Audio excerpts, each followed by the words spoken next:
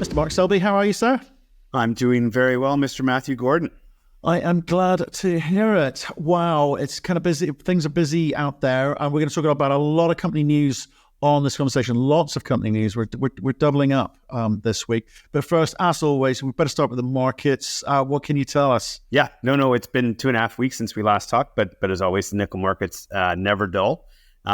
We did a 5% up and down round trip, during that period.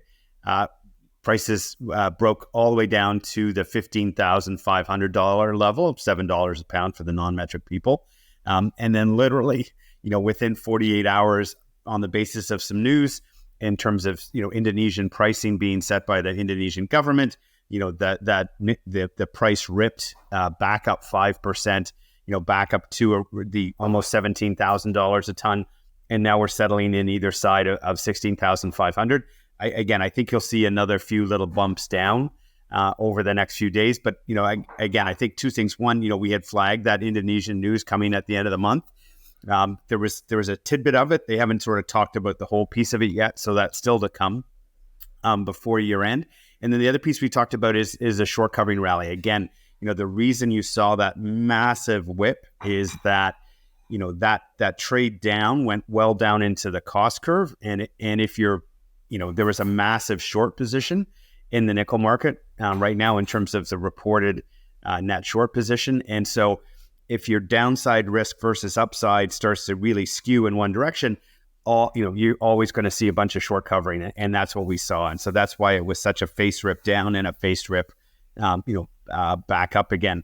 I think one of the things just in terms of, people have been asking around, okay, how low could they go? Just as a rule of thumb across most of the base metals, again, I've been doing this for 20 years, and as a pretty good rule of thumb is that in the short term, prices can fall down into the 70th percentile of the cost curve, which for nickel, I think sitting around that $16,000 a ton level. And then on a long-term basis, a good long-term price is basically the 90th percentile of what the cost curve is going to look like, in the future. And so, again, and that's sitting up around, the $19,000-$20,000 ton mark right now. So, and again, given the grade pressures and so forth on laterite supplies in Asia, I think, that's why we think that, that long-term price is going to continue to grind higher going forward. Right. Can I just ask you a couple of things before we kind of move on, which is around some of the things that influence nickel price. You've touched upon some of them. In terms of inventory levels, is there kind of seasonality to this? Is there predictability to this? You have kind of called it right for the last 3 years. So I'm guessing there is a formula. So what should people be aware of or looking at? Yeah, inventories are tricky. Like they're almost sort of a lagging indicator. To be honest, I thought we would have seen, given the talk of massive surpluses, given the talk of more LME brands being delivered, and I know a bunch of market participants were short, that we would have seen, some people dumping some nickel into the LME just as a way to kind of try and knock it down. And we haven't seen it. Like we've seen a gradual increase in stocks. I still think we may see another 5,000 or 10,000 tons before year end because people will want to, the advantage of the LME is if you need to sell your metal, you can, sell it to the LME and book your revenue for the year. So, I think I still think, we'll see, we could see a little dump on there, but, inventories, LME inventories are just one component of many inventories. So I would say, they're helpful. They can confirm where things are going, but they're not necessarily a good leading indicator of where things are going to go. Right. Okay. And of course, some of the other indicators would be, what's happening with copper, what's happening with iron ore. What's that telling you? Yeah. So again, our thesis is, once we go through this downward bump, that the market, given interest rates coming off and China trying to re-stimulate their economy and the battery market finally it's getting to a point where lithium prices will stop going down, and so we can stop destocking. And so, the good part is it's nice to see sort of the broader trend confirmed in multiple markets. So iron ore is always a good one for that because, it's a bulky material. steel is a bulky material, so you're not going to, spend a lot of money stockpiling, massive inventories of steel, to try and catch a higher price. To me, it's always been generally a good sign. If that market starts to look healthy, then that's a good sign that the, sort of broader economies are picking up. And then copper specifically, we're seeing concentrate terms come down, premiums go up. And those are both good signs that the Chinese want to start buying copper at these prices again. A good sign that that the Chinese are starting to feel confident about where things are headed for 2024. It's actually interesting. Just building on that point, we wrote a piece I think just this morning. The CEO of Vale is saying that China is important, but he's actually saying broader signals in the broader market as well, so that perhaps China's influence will not be the sole driver. Certainly, this isn't in the context of iron ore, obviously, but in terms of its reflection onto some of the other metals. I thought that was a great point. He's starting to see green shoots. I think was the basic gist there. Oh no, for sure. You're seeing iron steel prices move higher in the U.S. and Europe and other markets. So again, that's sort of a good signal that the broader economies are starting to pick up. Yep.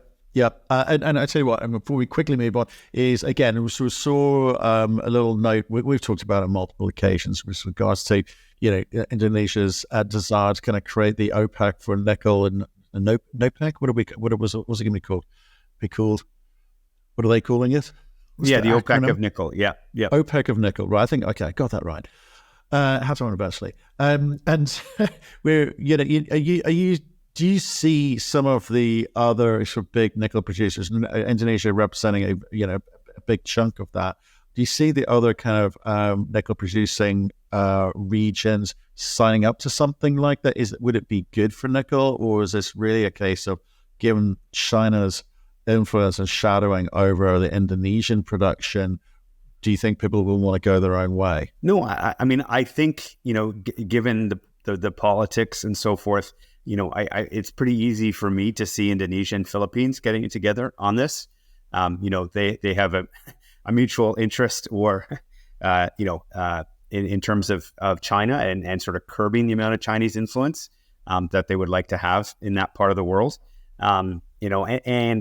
Unfortunately, New Caledonia could be another part of that. But again, they're struggling, just to be able to produce nickel at, and make a little bit of money off of it. So I would say, I think you can definitely see Philippines. Not sure whether you'll see anybody else in, but I think the key point is, again, Indonesia on its own is more than OPEC was at its peak back in the early 70s. So, it'll be nice for them to have a few other people come along for the ride. But they don't, they can be an ONEC of one and still have more impact than OPEC did at its peak.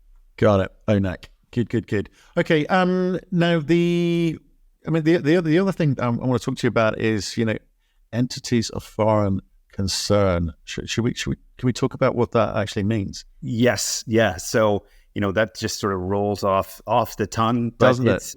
It sounds ominous. It does. That's right.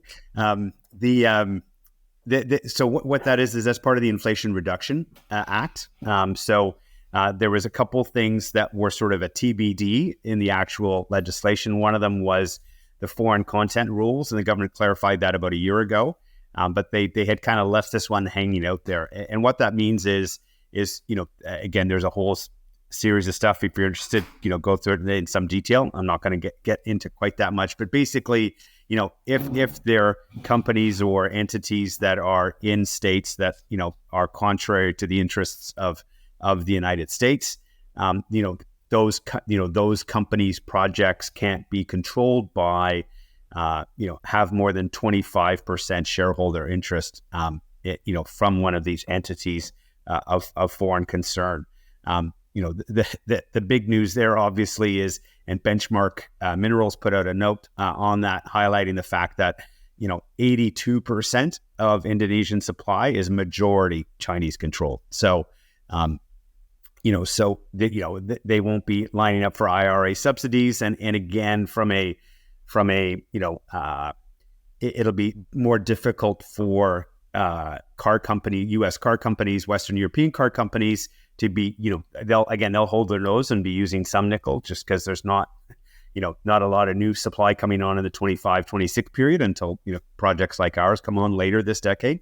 But again, if they've got their choice, they would like, to get nickel from companies and entities and projects that don't, contravene stated U.S. policy, right? So that's the key piece there. That is what you just discussed is a seriously important factor that people need to, grasp and understand. Because I see a lot of people kind of pushing back on the nickel price discussion, saying Indonesia's got this covered. We've got all the nickel we need in perpetuity. Nickel coming in for Indonesia and Philippines. We're all good. That conversation just now is something people really need to dig into if they understand the broader thematic for where nickel moves to and when, etc. Okay. And again, just on the sticking with the macro for a little bit longer, my favorite story for the last couple of years out of LME and its behavior, but it looks like they might have just got away with it. So maybe a bit of background and then tell us what the recent outcome is. Yeah, they dodged the bullet. So for those of who are new, in March 2022, there was a massive short squeeze in the market. LME nickel prices went up $50,000 a ton in a few hours, and touched $100,000 a ton during that massive run up. And again, that was caused because the owner of Tsingshan had a massive short position. And basically put several brokers on the verge of going bankrupt. So what the LME did was basically cancel a bunch of trades that happened over a several hour period. Those market participants who were in those trades and thought they had made a lot of money, all of a sudden didn't make a lot of money. So some of those hedge funds were a little upset.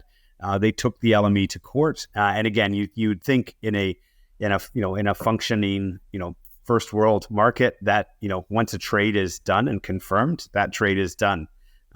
The thing here, and this is how the LME got off, they had some very broad regulations that, effectively, in order to maintain an orderly market, they can do whatever they want, and whatever they deem at that point in time, necessary to maintain the orderly operation of the market. And so, based on that, the judges sided with the LME. So the hedge funds that had taken the LME to court, weren't able to win there. So again, the LME's taken a bunch of steps to try and avoid that kind of thing happening in the past. There's still a bunch more, I think they could do there, but it was, I think a lot of people, the chance of them winning was pretty remote, but I think a lot of people were hoping that, somehow the LME would get a kick in the head for it, but they're going to have to wait for another day on that front. Yeah. Nice one. Well, look, as promised, as advertised, we're going to go through a whole bunch of company news. We had sort of some good reaction to that when we did it last time out. Let's see what happens this week. Should we start with the sort of little darling of the sector, Blackstone Minerals? Yeah, so it's good. They've been busy on a battery materials plant in Vietnam, and then they've had a focus on Manitoba, it's the province next to Ontario in Canada. I to be honest, it's one of my favorite jurisdictions, and kudos to them for picking up some properties in there. It's very pro mining. They have 100% hydroelectric power from the grid, so exactly zero carbon footprint. And very cheap. The power rates in Manitoba are among the cheapest in the world. And so they've signed an agreement, sort of for a whole series of option payments going forward and based on various milestones, a set of deposits, including Woboden and Bucko Lake. Now, hopefully, Bucko was a little notorious during the mid-2000s run-up. It was owned by a company called CA Nickel. And unfortunately, it collapsed. That is not uncommon. And underground, ultramafic nickel deposits, the rock, it makes it easy to blast and crush, but it's not great if you want to have the roof above your head, stay above your head. based on the investor materials that are going that they're circulating, it looks like they're going to pursue these at least initially as an open pit, with deeper underground potential as you go forward. So again, good, interesting. This was literally announced last night. I haven't looked into it in great detail, but I think that's a good pickup. And because those deposits in the Thompson Belt, they're narrower than the kind of deposits we have in Timmins, but they're higher grade. You're looking at 0.5, 0.6% type grade. So I would keep an eye on this one. I think it was a good deal that they pulled together there. For sure. I mean, Blackstone's continue to surprise. They have obviously been going through the phases, but not been content. They're very, very aggressive. I really like it. Logical steps. We'll go down under. Widgie Nickel, spin out from Neom Metals. What do you make of those guys? Oh, I mean, good work there. It's always nice when you get a hole of 9 meters at 10% nickel with a couple meters at 18% nickel. Tremendous. This is infill drilling, so they probably had some idea what they were going to get, but the fact that it shows up again for people, when I talk about the importance of grade, that grade isn't the only thing, and you can have one or two good intervals. This is a deposit that was mined twice before. It's been sitting for 15 or 20 years. These guys are doing a great job, outlining the resource that's there. So and building on it, but these are the kind of grades you need, because you'll end up with some disseminated next to it. And we'll see, it'll probably be, sort of a reserve grade, circa somewhere, 2 to 3%, with maybe a smaller amount, that's at 4 or 5%, that they'll mine underground. So, again, use these kind of, they're going to put a resource out in early 2024. So just take a look at some of the drill holes they've got and how that translates into an actual resource or reserve. And then, as you're looking at other juniors who are putting out some drill results, just to always, make that translation as you go through them. Okay, and then we're going to move to a new one now, for me anyway. Fathom Nickel, got a couple of prospective projects there, but also past producing high-grade mine. That's interesting. Yeah, I think we've talked about them once or twice, but they're a seasonal drilling area, so that we're only going to see results from them for periods of time, once a year.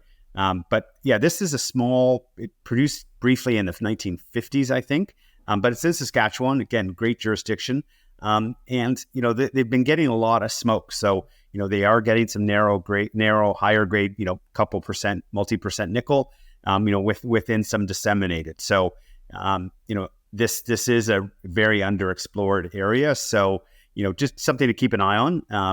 Again, hopefully, some of that nickel will show up somewhere in a bigger, thicker width at some point. Okay, small, but got a shot. That's the thing. The only thing that worries me about companies, sort of sub $20 million companies is, can they keep raising the money at reasonable rates? Can they kind of keep going? So the moves when they move positive will be violent and positive, but equally it can move at a sedentary rate too. So yeah, interesting. Friend of ours, and we have been definitely. I do remember talking about these on several occasions.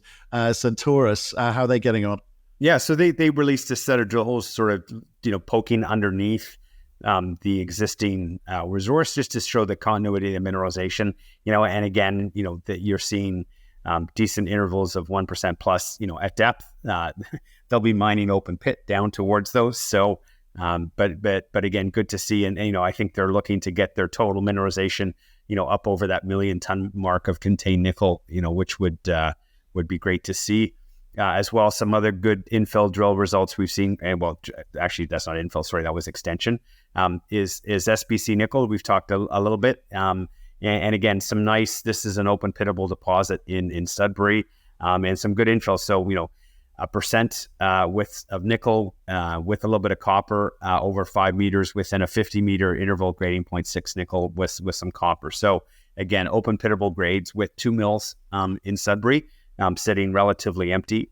So it'll be interesting to see. I think they're going to put a resource out in the new year, so it'd be interesting to see sort of how that all hangs together. Right. Okay. And so we're bouncing around the globe at the moment. So we're back to Australia, Western Mine Group. Yes. So Mulga Tank, interesting deposit east of Kalgoorlie, just north of one of the roads heading east out of Kalgoorlie. This is a Crawford type ore body, and what was interesting in the core of the deposit, getting some multi-100 meter intervals, north of 0.3%, and again with the right nickel sulfur ratio, which should suggest that you should be able to produce a high grade concentrate. Again, Western Australia, more remote Western Australia is going to be challenging from a economics perspective with fly in, fly out labor costs, the unfortunate cost of power in WA.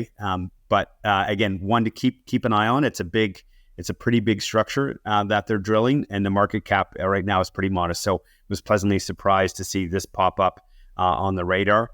The other ones we've seen some results for this week. So Alaska Energy, we talked about them. They'd released a first set of holes. There was a bunch of historic drilling there, and that allowed them, to put out an initial resource of just over 300 million tons at 0.22% nickel with some copper and PGM. So again, not very many places to have nickel in the US, and this is one place in Alaska that you've got some. So again, very early days for that company. So, we'll see what they're able to pull together. And then Premium Nickel, another set of drill holes, consistent, they're getting the good 1.5 to 2% nickel with some copper.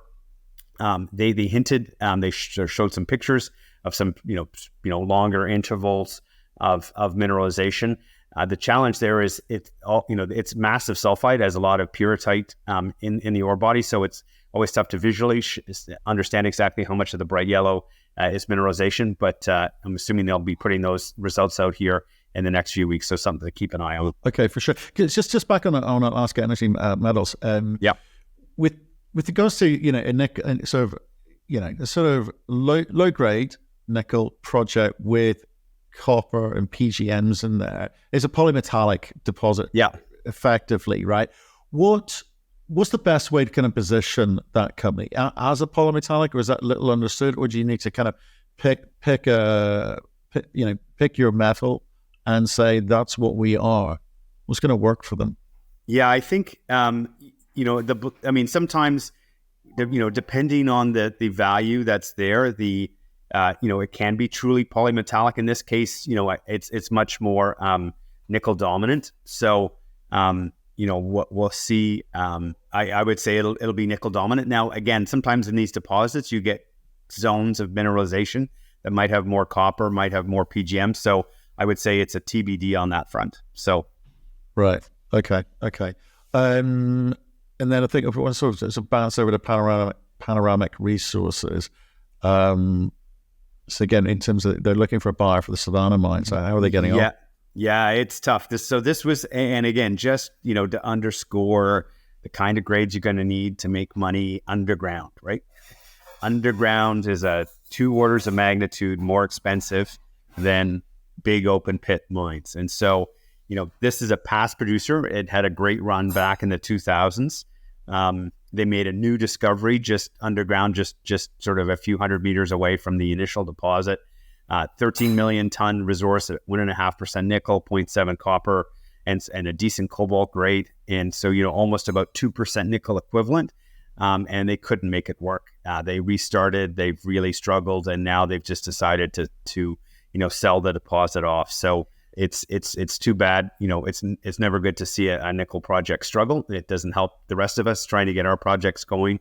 But I just wanted to really highlight that, again, to underscore to people, if you're going to be mining underground, you need some pretty good grades to make the math work. So always doesn't matter what the metal is. And I just saw something a bit near and dear to your heart. Carbon sequestration is in the news again at BHP. Yeah, so it's good. ARCA is UBC. Greg Dipple has been one of the pioneers in terms of mineral-based sequestration, and they've set up a separate company to sort of manage that intellectual property. And so they're running a test with BHP, to look at some more test work with the Mount Keith tailings. So again, anything that just helps advance the cause, for ultramafic rock and its ability to soak up CO2, is helpful for all of us in the ultramafic space. So, it was good news to see, BHP going on a path. They count about 30 to 35,000 tons of CO2 credits per year, from the existing tailings that have already been mined there. Good to see them continuing to push down that front further. Well, it's good that I guess it's an endorsement from one of the big boys, that there's an economic reality to that. This isn't just, hearsay or sort of casual side note. This is real for them. They wouldn't bother with that if they didn't bother. There's some benefit to them and in terms of their balance sheet and also their share price. Yeah, again, good, very, very good to see that, people are really stepping up to take a look at this for sure. Yeah. Okay. Now, slightly, we're off track in a little sense. So, you don't often see this. Noris have done something quite exceptional. You don't see very, very often. I've seen it in the oil and gas sector, but never in mining. So what have they been up to? Yes, so they had a bunch of assets in Southern Africa through Lion Ore, which was they acquired for about $5 or $6 billion back in the nickel boom in 2006-07. They closed all of them, and they basically had to pay someone because of the remediation cost that was there to get out of their remaining 50% interest in this asset. So as you said, don't see that very often. It does happen, but sad to see something like this happen. Again, a commentary on the a lot of the Southern African deposits produce very low concentrate grades, and so really makes the economics challenging there. So in the current environment. That I think that's the last of their international assets, that they effectively acquired and wrote down to a zero shortly after they acquired them. So it'd be interesting to see how they play that, or else so how that all pans out. In the oil and gas sector, what happens is oil companies will do the same thing. They'll pay big monies. I've seen a couple $100 million bucks change hands for someone else to take over the liabilities from them. And what those companies tend to do is just, if there's like a 3-year, reservoir life, these guys will stretch it out to 25 years, by which time the original management team are long gone with their bonuses, options, cash, and the rest, leaving it basically kicking the can down the road. So not sure that is good, and I'm not sure anyone really cares at the moment, but perhaps they should look at these practices, certainly in oil and gas. I won't comment about Norilsk's deal here. I don't know enough about it. Financing. Yeah. There's been a few, which is also good news. So should we start private and then go public? Sure. Perseverance Metals. Yeah. So, again, a good sign of things. And there has been, I would say things were pretty moribund about six weeks ago, but, there are some signs of life emerging and these financings getting done. So Perseverance Metals is private. A bunch of the old FNX crew are in there, and some other guys who've been involved in nickel sulfide exploration. So good to see a good team get involved in some more nickel sulfide assets. And, they've got properties in Quebec, Michigan, and Northwest Ontario. So, as I've said many, many times, we need all the deposits, and we've had very few new discoveries. So hopefully this is a team, that can start to, string together. Some of these deposits had some historic drilling on them. So, I expect we'll see some pretty juicy infill holes to confirm some of the old drilling that's there. But again, good to see them out raising money. Fathom Nickel that we talked about earlier, again, off the back of the results they got, they're out raising $4.5 million, which is, again, good to see the smaller end of the market cap world being able to raise that money. And then the other one that is getting done and announced recently was Premium Nickel. They're doing 17 million of additional equity. You got upsized from 15, which is good to see. The other part is they're expanding their debt facility. So, again, as someone who's done a few bridge financings, I just, we've talked some about this company already, but I think it's very dangerous for exploration stage companies to be having debt, that continues out for any period of time. Each of the bridge financings that we've done have been to a specific high probability financing event, to take that kind of debt risk without a high probability that you're going to have financing there within a short period of time. Again, each of the bridges we've done have only been for a few months. It's just a little bit risky because, again, if you get caught in this market, which can be highly cyclical, and your debt repayments comes during a point in time where the market doesn't like your metal, it can cause a pretty nasty squeeze there. So, we'll see how that goes. Again, hopefully that doesn't happen, but just giving people a heads up. Absolutely. But you say we have talked about this on previous occasions, and in my life as an investment banker previously, we did not like to see companies with that kind of debt on their balance sheet with no degree of certainty. I agree with you. Mark, what a fantastic session this week. I really appreciate you making the time. I know you're busy. You've got a few things to get done by the end of the year yourself. So I appreciate today, and we'll see you soon. Sounds good, sir.